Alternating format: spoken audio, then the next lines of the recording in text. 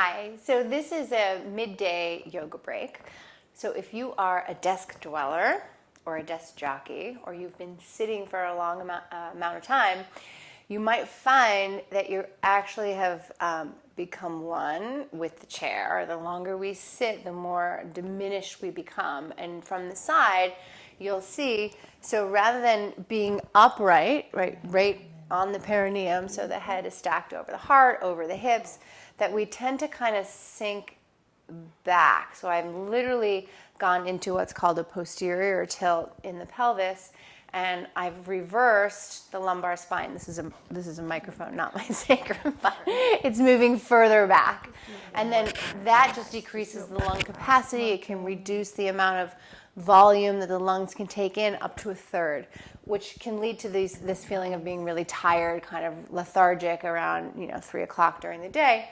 So rather than just have a coffee and a cookie, which sometimes can be good, we can kind of use our yogic tools to energize and find more energy and align yourselves better. So I hope you enjoy this next chair yoga class. So just find yourself on that spit. So if you are sinking back and you feel like your weight is behind the sitting bones, you want to actually roll up and forward onto them. So it's more the perineum. So the pubic bone moves down, the sitting bones move back and apart, and your right hip stays and your left hip stays, and your feet are firmly planted on the ground with the heels underneath the knees. So you don't want to be sitting like this, which kind of torques the pelvis. So sitting upright, the knees are in line with the hip points, and then you find length, almost like you're zipping up from the pubic bone to the navel, all the way to the sternum. And when you get this kind of lengthen in the front, the shoulder blades move back and your back straightens. So we're kind of undoing or reversing what gravity has just let us kind of prone and sinking to. So we want to lengthen the front and strengthen the back. And you're taller. And you open up the aperture of the throat, and then feel that the shoulder blades and the collarbones have the same height. So there's a lift here, which also draws the shoulder blades on the back. And then just room for breath. So pretty, so nice. And we're going to work our shoulders a lot. So just shrug the shoulders up. This is nice because you're actually lengthening the sides of the waist. And then let it go. Do that 2 more times. So on an inhale, press the feet down. Lengthen. It's like you're lifting the front of the armpits up. And then exhale, just let it go. This is a nice way to release tension. So we engage the muscles, the trapezius, shoulder muscles, and then let them go. Take your hands onto your shoulders, and we're going to move in the shoulder joint. So we're going to bring the elbows forward together and then open. We're going to bring them forward and together, and you'll feel a stretch across the upper back between the shoulder blades. And then here, you might feel a stretch across the upper chest and the pec muscles. So just together and apart. And now we're going to do more of a circumduction of the shoulders. So just bring the elbows down and forward and up and out. And this is really working the whole upper arm and the whole rotation of the shoulder joint, which we don't typically do during the day because we're just working here. So it's like we're working in this circle rather than in this huge circle. If I were to actually straighten my elbow, you would see how much different I can work the right arm, the capacity of the right arm, versus the left from our typing and our texting and our driving. So we want to really open this up and be big and have the full capacity of the shoulders, and then we'll go the other way. So it's like you're doing a front crawl and a back crawl. Good. And now inhale, reach the arms out. Turn the palms up. This helps that external rotation of the shoulder, helps open up the upper lungs, and then bring the hands together. Press your palms together so you activate all the muscles of the shoulder girdle, the shoulder blade in the back. It also helps to lift the chest. And then reach your arms up. Palms are shoulder width distance, and then release the arms down. A couple more times like that. Inhale, turn the palms up. Exhale, bring the hands together. Press your feet down, press your palms together.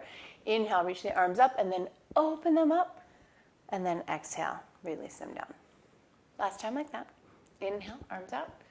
Palms up, so there's an equal length in the front and in the back. Palms together. Press the palms, press your feet. Reach your arms up. and then release. Good. So, little hip opener. Take your right ankle to your left knee. And then take your hands to the sides of the chair. So again, the tendency here is to sit back, or maybe how you were seated at the beginning. So use the chair, leverage the arms to the chair to feel a lift and a lengthening, and almost like you're pulling the flesh of the buttock on the right side out to hold this corner of the hip, and then lengthen the front of the spine. And then open the collarbones broad and reach out through the crown of the head. So there's a lot of feeling and sensation going on in that right hip. Maybe you're feeling it too. Press the left foot down and release. Right foot back to the floor. And then we'll do the other side. Left ankle, right knee. So you really want a wrinkle-free foot here. So you don't want to be sitting with the foot sickling like that. Activate the legs. Press the arms down. Find length in the sides of the waist. Armpits lift. So it's this action in the armpit. Press the right foot down. Move the left buttock back. And big breath into wherever you're feeling it in the left hip. And release, left foot down. So we're going to do a little side lengthening, the lateral sheath of the body, which actually helps both in the forward bends and in the back bends. So right arm reaches up. And from there, really feel that the right hip, so the right hip crease deepens, but also the right foot presses down. And then just turn the arm, palm facing back, more external rotation in the shoulder.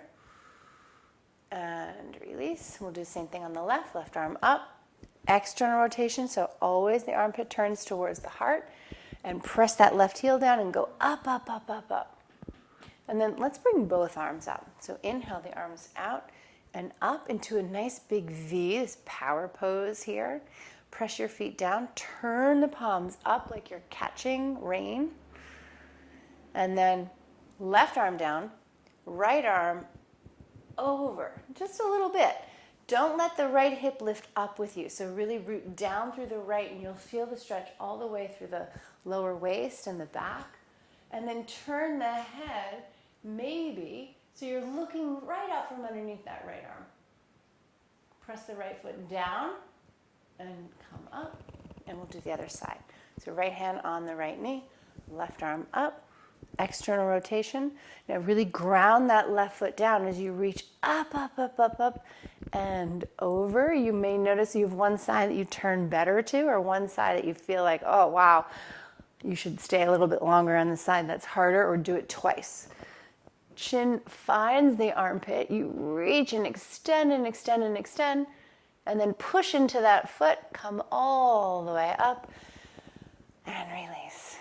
Big breath in, roll the shoulders, and down. Arms out, palms up. Eagle arms, right arm underneath the left. So backs of hands together, or a double wrap and do the palms. So inhale, lift the elbows up. I'm just going to turn my head here so you can see. And find the back bend. So this really draws the bottom tips of the shoulder blades on the back, and create the action like you're trying to break your arms apart. And release, arms out to the side, open up. So you may feel you get a little bit more mobility after each of these arm movements. Lift the elbows up as the feet press down, and feel again the front line of the body really beginning to open up. And release, roll the shoulders. Good. Let's do a side stretch. So come right to the edge of the chair, sitting bones right on the edge of the chair. And you're going to turn the right foot out slightly. The heel is right underneath the knee. And you're going to bring the right forearm to the right knee. Extend the left leg out.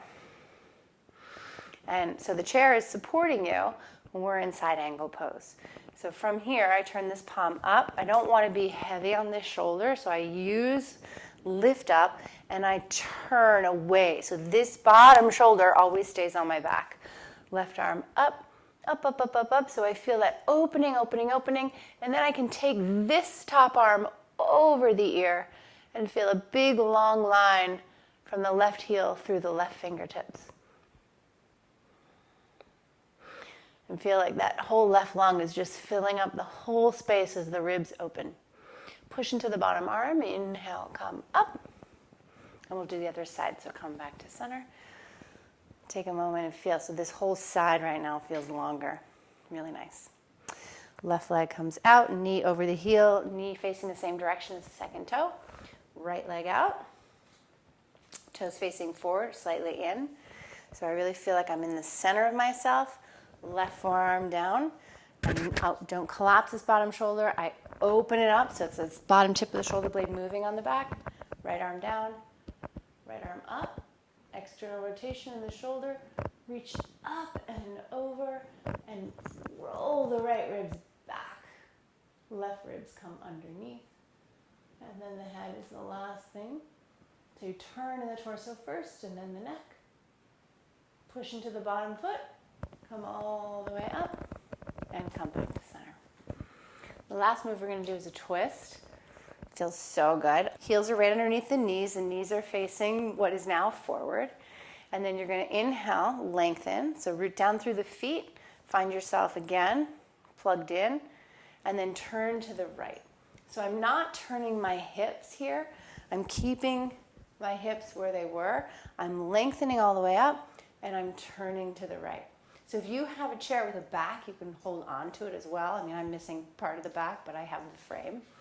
So the back arm, when I'm turning to the right hand pushes, the left hand pulls. And that's going to get you even more into the twist. And if you forget and you do the other, you really won't be able to turn that well. So it's pretty intuitive. Lengthen, lengthen, lengthen, and revolve. And stay here for several breaths. And then unwind. Turn back to the front. Take a moment. And then go the other way. So heels underneath the knees. Find yourself grounded down, rising up. And then turn to the left. So take a hold of the chair, if you have the back of the chair. You push with the back hand, you pull with the front hand.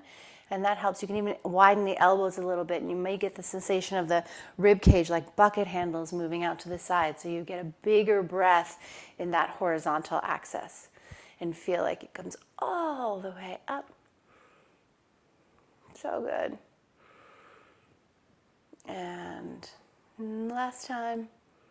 And release. Come back to center. Feel again the hands on the knees. And turn the palms up. And feel the length all the way up the front of the spine, shoulder blades on the back. We're going to end with a mudra. This is called Merudanda Mudra. It's the gesture of the spine. So if you're sitting a lot, this can really help with your uprightness. So you're going to make a little fist, but the thumbs pointing up. So the thumbs, like the spine, want to be upright. So notice if you have one finger that's not quite upright. So I also call this a gesture of the fawns. If you watched Happy Days or grew up in a certain era, you might get that joke. So upright here. You can close the eyes. You can notice the effects of the mudra. So you want to be able to hold this for at least a minute, up to 3 minutes, depending on how much time you have. And the last one, so this is Merudanda, gesture of the spine, is Urdhva Merudanda Mudra. So you're just going to take that and you're going to add an external rotation of the shoulder joint and the thumbs are going to go out to the side and right away you'll feel the engagement. Bottom tips of the shoulder blades is even more. So this is gesture of the upper spine here. And then I like to even add more of that. So I move it back. And this is a really good therapeutic, just tapping the thumbs back. And again, you might have one arm that's a little bit easier to do it. My left one I have to really put my intention into. And then coming back just to Merudanda Mudra. You feel the stability of the feet and the legs and the pelvis. The length of the torso, so really that we opened up this whole lateral sheath. We opened up in all dimensions all the way around. And that the head can just perch up on top. So it's taken you out of that slumpasana. Oh, that feels awful now. This feels right. Have a wonderful day.